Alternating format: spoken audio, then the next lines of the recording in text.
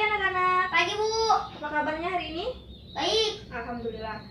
Baiklah, pada pagi hari ini kita akan masuk pelajaran dengan tema baik sangka. Nah, di sini sebelumnya apakah ada yang tahu apa itu sangka? Saya Bu. Ya, Dwi. Sangka adalah curiga atau duga. Nah, benar. Sinonim dari kata sangka dalam Kamus Besar Bahasa Indonesia adalah duga, curiga, ragu, sangsi, atau menuduh. Nah, kalau dihubungkan dengan kata baik atau buruk, baik sangka atau buruk sangka, maka pengertiannya sudah mengacu kepada penerimaan atau penilaian. Baik sangka adalah penerimaan atau menilai sesuatu atau benda maupun orang dengan memandang aspek positifnya, kebaikan, kegunaan, atau manfaatnya. Oleh karena itu akan melahirkan perasaan suka, senang, atau objektif. Sedangkan buruk sangka adalah penerimaan atau penilaian seseorang atas sesuatu hal atau benda, seseorang atau sekelompok orang dari sisi negatif atau kelemahannya tanpa melihat sisi positifnya. Buruk sangka akan memperlihatkan sikap ragu, was-was, sangsi, curiga, menolak, atau menuduh jelek sesuatu yang berasal dari orang lain. Nah, di sini Ibu akan menjelaskan peristiwa kasus.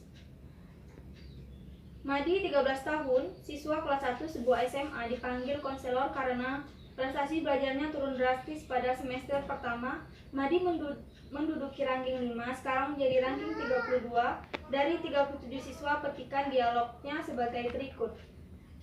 Mat, kamu tampak ceria sekarang. Apa gerangan yang membuat kamu begitu gembira? Konselor itu memancing Madi untuk membuka diri.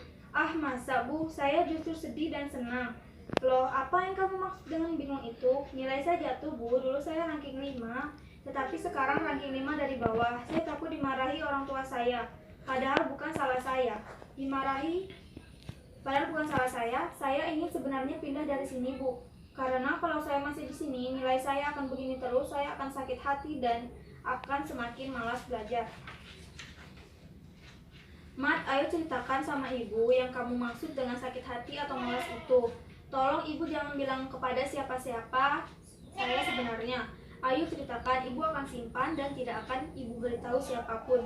Saya sebenarnya tidak suka dengan wali kelas saya, Ibu TR. Melihatnya saja saya muak. Karena itu mata pelajaran IPA yang diajarkannya tidak sedikit pun saya perhatikan. Saya suka mengajak teman ribut di kelas. Kapan kamu merasakan perasaan itu? Semenjak semester 2, semenjak ia jadi wali kelas saya dan juga guru mata pelajaran IPA, saya langsung saja tidak suka dengan dia. Dia pun punya hati yang tak baik, saya yakin itu Bu. Meskipun banyak teman-teman saya yang bilang ia orang baik. Apa kamu pernah menemui orang yang seperti dia sebelum ini? Ya Bu, Ibu NN namanya, waktu saya masih kecil. Umur kira-kira 8 tahun, kelas 3. Ia pernah berkelahi dengan ibu saya dan memukul ibu saya memakai kayu, sehingga ibu saya dirawat 2 hari di rumah sakit. Ceritakan bagaimana peristiwa itu. Saya tak tahu persis karena masih kecil Bu. Namun kata ibu saya persoalannya karena ia tidak mau bayar hutang. Ketika ibu saya menagih, ia selalu berjanji sampai ibu saya marah dan terjadilah peristiwa itu. Saya tidak begitu jelas Bu. Namun ibu saya menyuruh saya menjauhinya dan keluarganya. Saya tidak terima ibu saya dipukul dengan kayu itu sampai gigi ibu saya rontok 2 buah. Apakah orang tersebut banyak persamaannya dengan Ibu TR? Persis Bu, wajahnya, kulitnya, serta badannya persis seperti Ibu NN itu. Sekarang Ibu tahu, Mat, kamu tidak suka dengan ibu wali kelasmu sekarang ini dan juga guru IPA-mu. Disebabkan karena kamu pernah mengalami peristiwa menyakitkan, menyaksikan ibumu dipukul oleh orang yang mirip dengannya. Secara tidak sadar kamu menyamakan Ibu TR dengan Ibu NN, betul tidak? Oh iya Bu, tapi bukan saya buat-buat, timbul sendiri saja Bu. Di luar terdengar lonceng berbunyi. Lonceng sudah berbunyi, ayo kamu masuk belajar dulu Mat, besok disambung lagi. Nah, dari kasus tersebut, Ibu mau bertanya kepada Dwi, bagaimana jika kejadian tersebut terjadi kepada Dwi? Apa reaksi dan tanggapanmu? Seharusnya kita harus mencari kebenarannya dulu Bu. Dan jangan terlalu menarik kesimpulan terlebih dahulu Bu. Karena belum tentu Ibu NN itu adalah Ibu TR yang dimaksud.